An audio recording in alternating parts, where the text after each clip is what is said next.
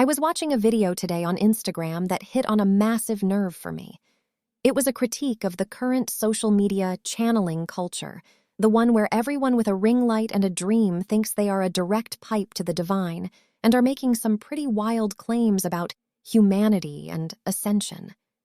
The problem as I see it isn't that people are opening up and learning that mediumship is a natural human ability. The problem is that they are doing it somewhat irresponsibly.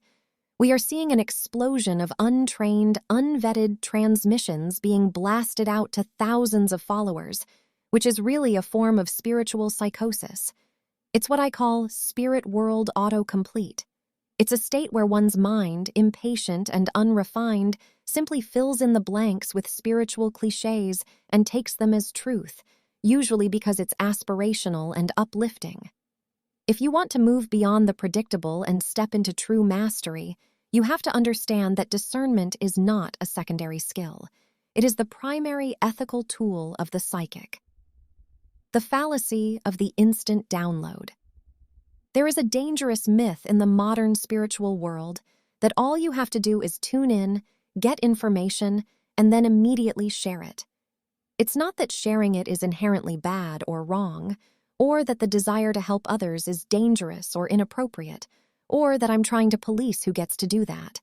But as Rudolf Steiner warned in How to Know Higher Worlds, receiving spiritual communication is only half the job of the psychic.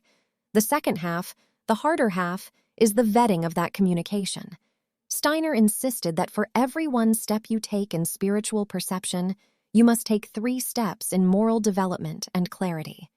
Without those 3 steps, your transmissions are incomplete, unfiltered, and potentially harmful.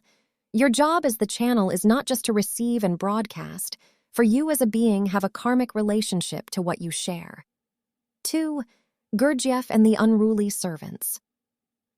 George Gurdjieff famously taught that the human being is a collection of many different I's, fragments of personality that each want to pretend they are the master of the house. When you see a social media channeler personifying Source or speaking in vague, repetitive spiritual word salad, you're often just seeing one of those I's performing.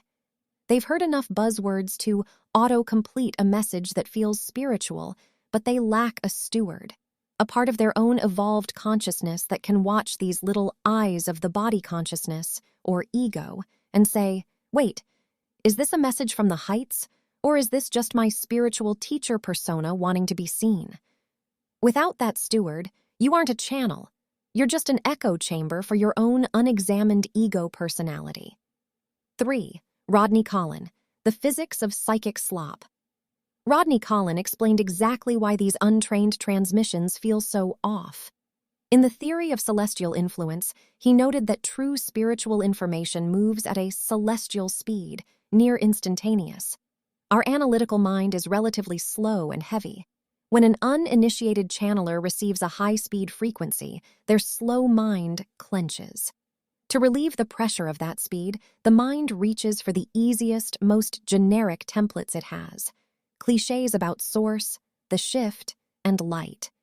This is spirit world autocomplete. It's an incomplete transmission because it's not vetted and qualifies. It's what happens when the channel isn't strong enough to hold the voltage. The ethics of the vetted message-true psychic work is a discipline, not a shortcut. It requires the humility to receive a message and not share it until it has been vetted for meaning. Is it clear? Or is it slop? Is it grounded? Or is it just a spiritual trope? Is it responsible? Or am I just feeding the collective autocomplete? Does it make someone or something more special, including the channel themselves? When we share unvetted transmissions, we are being irresponsibly loud and creating an environment where spiritual psychosis can thrive. We are adding to the noise rather than the signal. As Steiner would say, we have an obligation to cultivate exact clairvoyance, a state where the spiritual image is as clear and sharp as a physical object, free from the smudge of our own desires. Why a study group is the antidote. This is why I don't just teach how to be psychic. I teach how to be a conscious conduit. The world doesn't need more people who can repeat the word source. It needs clear, grounded, and discerning people who have the grit to do the work.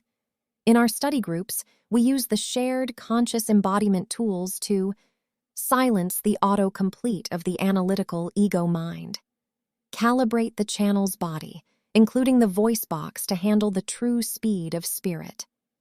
Establish an ethical framework so that when you do speak, your words have the weight of truth and can relieve you of negative karma as the channel you've done enough downloading. It's time to start training to share.